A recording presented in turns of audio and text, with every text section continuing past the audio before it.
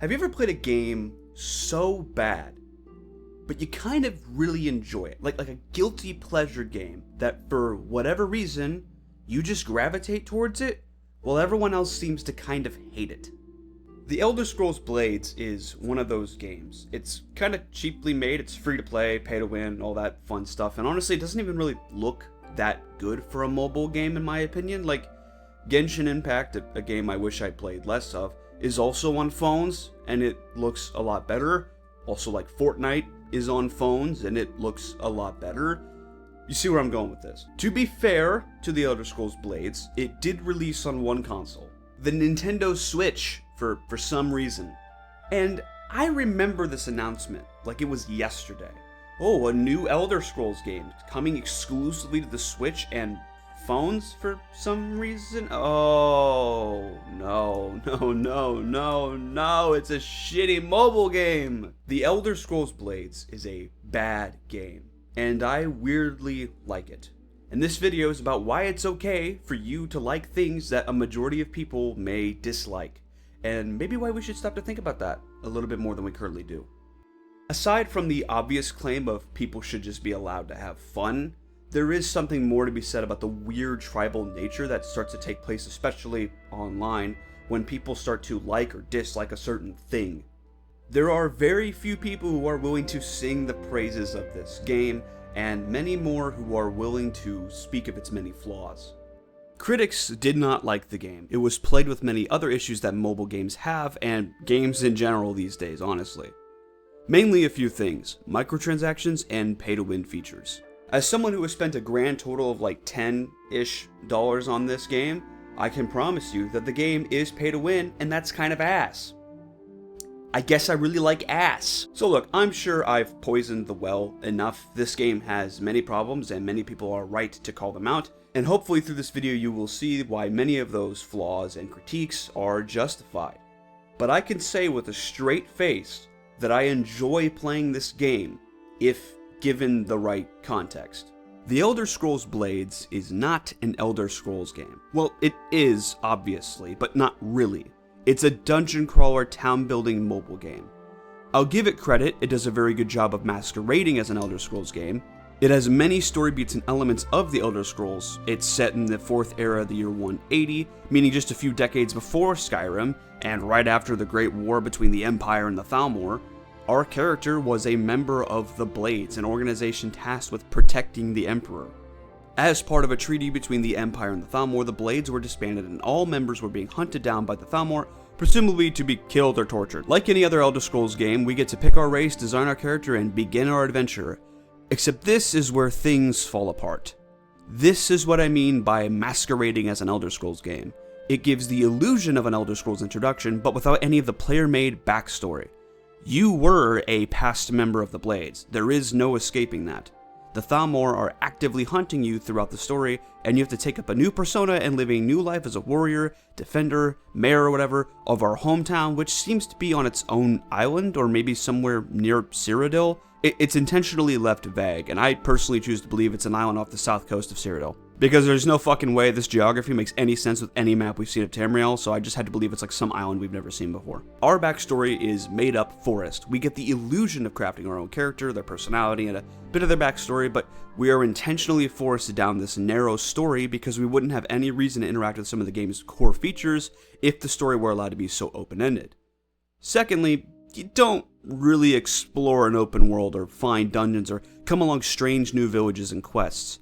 Instead, your town, which you get to name by the way, serves as a hub for all of your missions, and you travel from mission to mission through loading screens.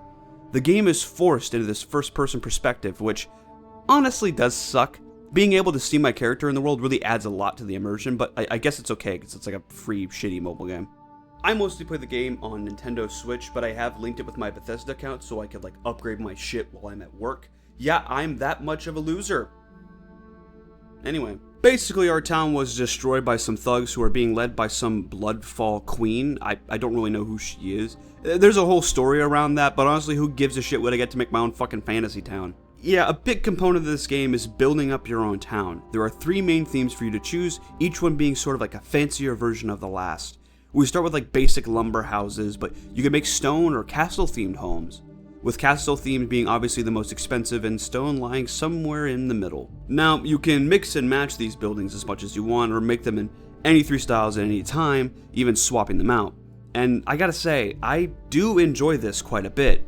I of course have my alchemist and blacksmith right around the central fountain so that I can get easy access to them after completing any kind of quest, and I have additional workshops kind of down the other streets. I have houses down my main street with some tree decorations, and I really try to make the town look like it's worth a shit. I will say though, the lack of variety in what you can do and build does kinda suck. We get 3 variations of houses, a blacksmith, an alchemy shop, an enchanter tower, and a workshop, and that's just it. I think if Bethesda was going to do this whole town building thing, they probably should have gone all in. Once your town is fully built up, there's kinda nothing else to do with it. You just kind of change styles and spend some resources if you want the place to look a little bit different, and that's about it. And I will admit, building your town from rubble is a really awesome feeling. Seeing new NPCs enter the town is also wonderful. It's really cool to see the town grow, but it's not something that I couldn't get from like the fucking Sims or even like Dark Cloud. I will never stop talking about Dark Cloud, okay? I love these games a lot, please play them, you will not be disappointed. And I think this brings me to another critique I have with the game. There is very little variety when building the town.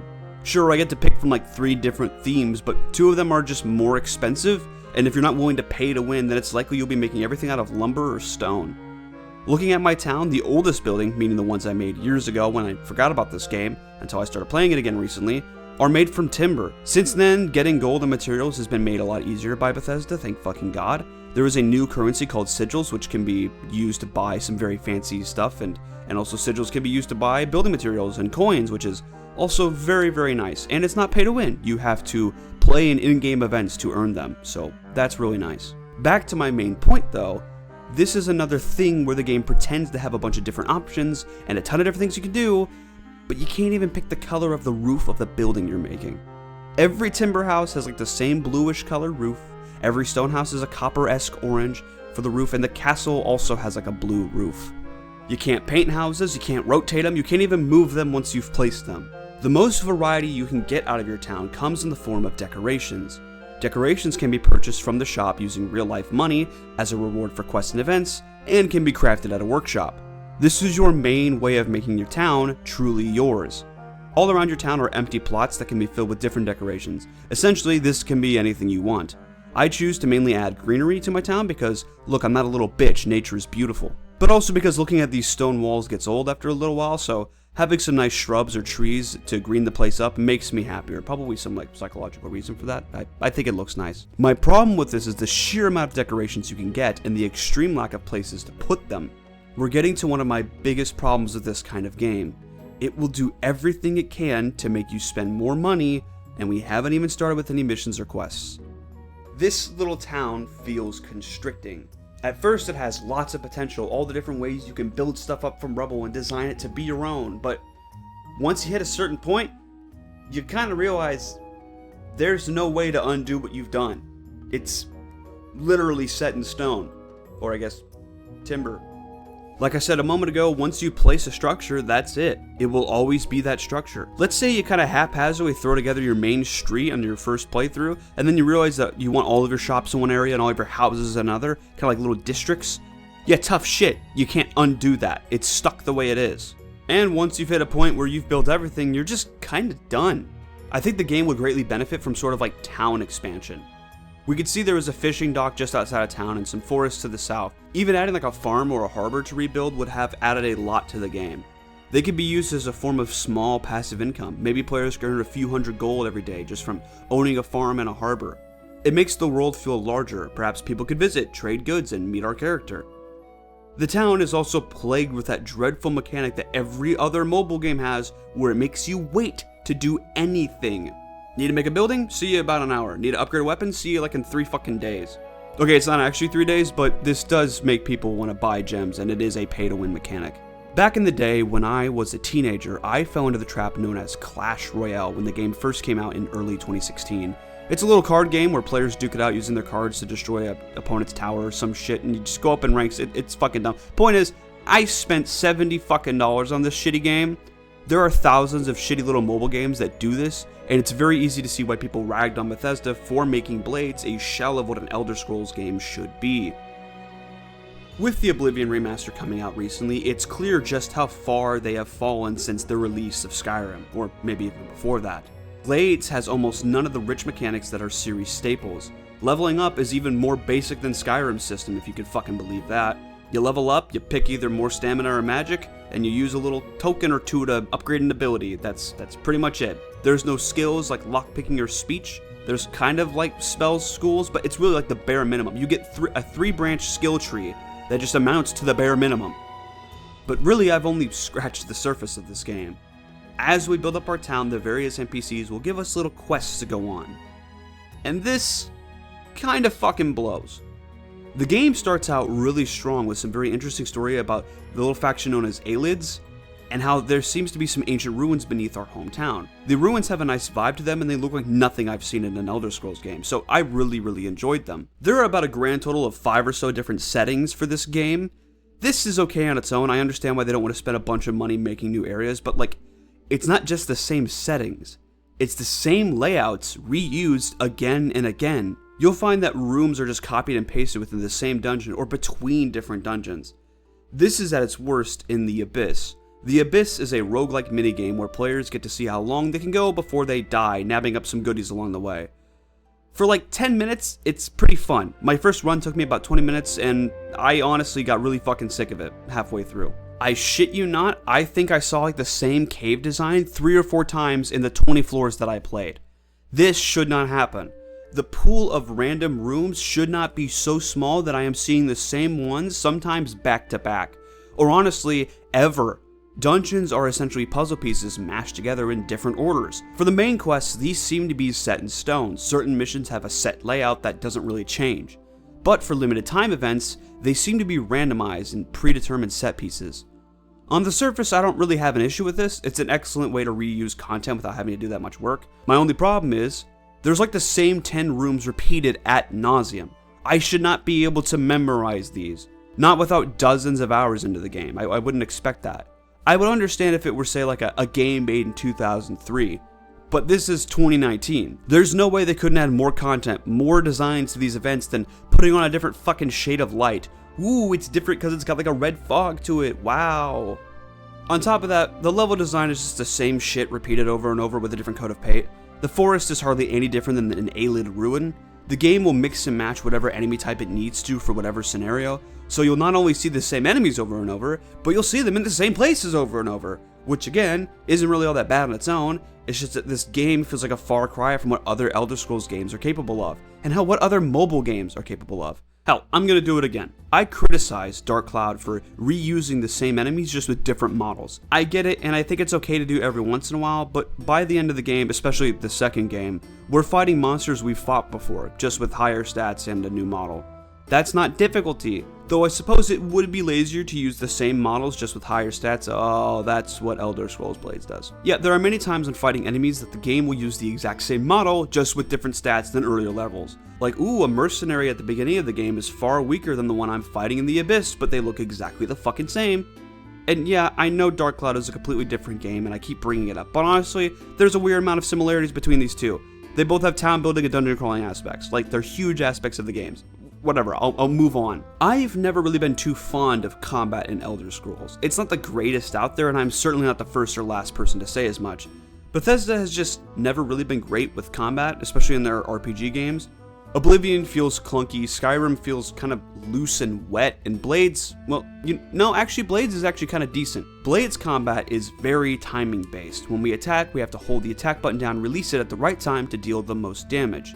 When we block, we have to block at the right time to stun an enemy. We have to use the correct abilities at the right time to either dodge or absorb enemy attacks, or use abilities while they're stunned to ensure the most damage is output. For me, it's a reaction timing game. I wait for my enemies to strike, stun them, go in for the hit, and watch how they react. The harder an enemy is, the more times they will try to strike. It becomes almost impossible to reach their speeds and their react time. Some enemies give really obvious tells before they strike, and others are just fucking impossible to see coming. Enemies can use the same abilities as players, and that makes the battles really entertaining. Enchanting your weapons and armors becomes the key of winning some battles. Certain enemy types are weak to certain types of abilities, and they can resist others. For example, Spriggans are weak to fire for obvious fucking reasons, and Necromancers are weak to poison for some reason. This is all very basic combat stuff, but I think it's better than some of the combat in the previous Elder Scrolls games. Fucking stealth archer bullshit. While it certainly doesn't look that exciting, I do think the combat might be my favorite thing about this game, and it's kind of ass sometimes. Like, every humanoid enemy feels copied and pasted, just with like different attacks and weaknesses. Every enemy can stun you, every enemy can use these abilities, every enemy has like the same animations except for the ones that like aren't human. Goblins, orcs, trolls, and other mythical beings are cool because they look different and attack in different ways. I'm not saying they're good or anything, but it is better. The most annoying part of combat is the lack of health regeneration. Potions can only carry you so far, and honestly the game kind of makes making better potions outrageously expensive, both in material cost and the time it takes to craft them. The game limits you to crafting 5 potions at a time, and that's not so bad when you're making basic potions because they get done in like a minute, but when you're making really expensive potions, it takes longer and longer for them to craft.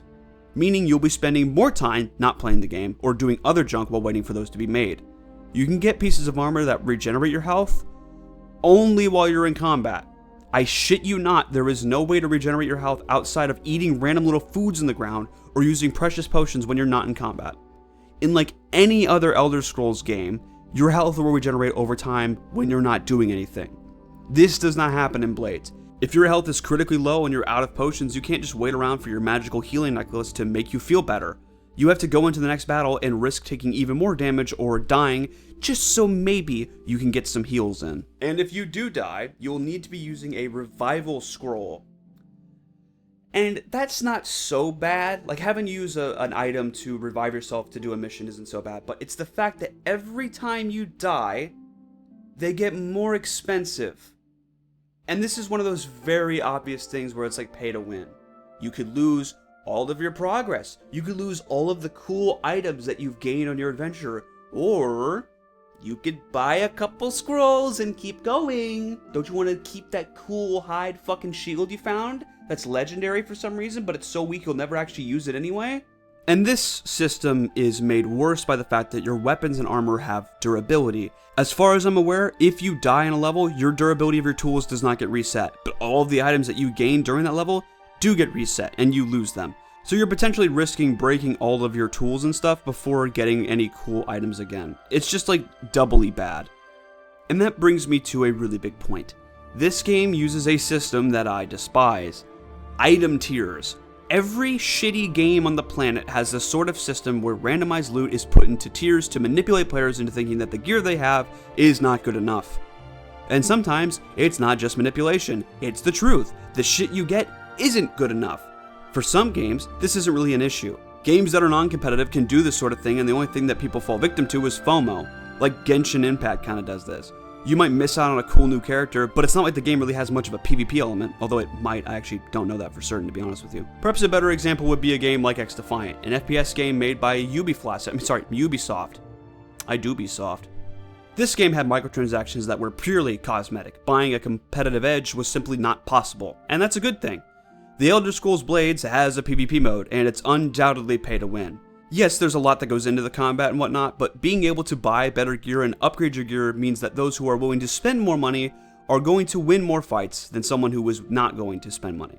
And the more you win, the more likely you're going to keep playing because winning feels good. If you lose more, you're less likely to keep playing because losing feels bad.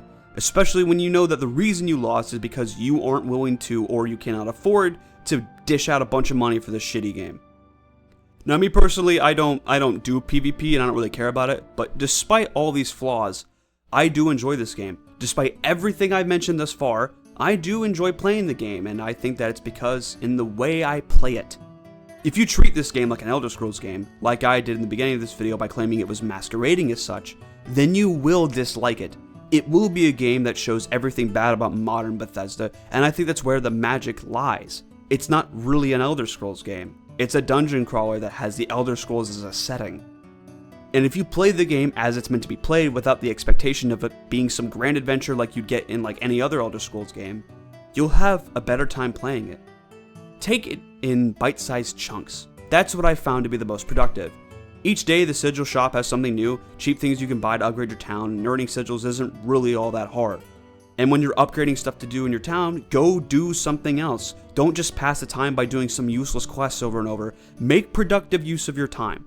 Sure, if you've got like 10 minutes of free time and you're tempering a piece of armor, sure, hop into a quick mission and get something done while you're waiting.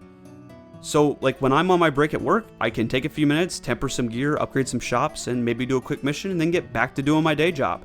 That's how this game is supposed to be played. And because of that, I find the game to be fun as someone who has little free time during the weekdays. If you're the kind of person to play for hours on end, which I am that person sometimes, you will find this game frustrating. I think a lot of people will call the game bad without really realizing that they're playing the game incorrectly. If I boot up a Battlefield game and expect a Call of Duty-like experience, I'm not gonna be happy when I get blown up by a fucking helicopter by a guy who's been fucking driving helicopters in Battlefield games for the past fucking decade. If I play Breath of the Wild expecting it to be like Skyward Sword, I'm gonna hate it because of how different it is. You have to have the right frame of mind when playing this game. And this isn't me like trying to minimize some of the criticisms of the game. I was very willing to dish out criticisms of this very flawed game throughout this video. This is me invalidating some people who just jump on a bandwagon to hate something because it's the popular thing to hate. And by no means am I saying that The Elder Scrolls Blades is currently receiving a lot of hate. I think it's probably very irrelevant, and I think most people don't fucking care about it these days. People seem to get into these mobs or these groups, usually formed around some kind of online content creator, where they think that whatever my favorite streamer likes or my favorite journalist likes must be good, and whatever they dislike must be bad. This isn't really how we're supposed to play games. It's a rather pathetic way of criticizing games. I think it would be better if we actually took in real criticisms and talked about those things in our own way, rather than just repeating the slop of someone else. It's okay to have ideas that are foreign from someone else. We all do it. That's part of like being a human. But I think it would be better if we took the time to consider what we're hearing and maybe come up with our own arguments and our own ideas, and maybe consider that the person we're listening to sometimes could be wrong. The time I was most frustrated with this game was when I was treating it like an Elder Scrolls game. The times when I played it for more than an hour at a time, or when I wanted to do everything at once. This is very much not that kind of game. It's a large adventure that you take in bite-sized chunks. That's what lots of mobile games are meant to be. It's why Blades doesn't really feel at home on the Nintendo Switch, despite it being my preferred way to play the game. And a game like Genshin Impact does feel right at home on the Xbox. It was designed around PCs and consoles, with phones just being another platform that the game could be added to. I suppose the moral of the story is that I think you should try this game when you haven't. And I think we should maybe rethink why we dislike the things that we dislike. But more than that, I think we need to let people have fun. People should be allowed to like things that a majority of people dislike without being needlessly hated on for it. As much as I may dislike various aspects of The Legend of Zelda Tears of the Kingdom, other people may love it. There's no need to bicker online about this sort of thing. You can say your piece, you can make your video essays about different games, that's fine, I have no problem with that. But like, debating people over it? Like, are we really arguing with the right people? The only people that really need to hear your critique of a game are the people who made it. Otherwise, you're just kind of circle jerking. And that's okay. It's okay to circle jerk. I do it all the fucking time. It's fantastic. It's a lot of fun, and it feels good. Really, the best critique of a game is one that is directed and targeted at the people who make it, the people responsible for the product. And I'm not saying the developers, I'm saying the executives who are in charge of putting a piece out. Most of the time, developers are just people doing their jobs. Normal people like you and me who are just trying to make a living, okay? These people are putting their passion into it. A lot of times, it's executives who don't really do game design that tend to make pretty bad decisions about games. Blah blah blah, critique of capitalism, you get the point. I'm not a fucking socialist, don't say it in the comments section. My point is, The Elder Scrolls Blades is kind of a bad game, and I kind of like it, and it's okay to like bad games. I hope it's obvious that I'm trying something new with this video. I am, doing it in person, live, instead of, like a voiceover script, although I definitely did mix and match that throughout this video. This microphone is not on, it's a prop, it's not even plugged in, it's just here. I'm using this microphone the entire time. Get baited. I just wanted to do something that I thought would be fun and entertaining. So if you like this kind of thing, if you like me showing my face, let me know in the comment section below. I could do like a green screen thing. That might be more entertaining, might make the videos feel a little bit more professional. I don't know. I'll try it. Let me know what you guys think in the comment section below. Until next time, fuck.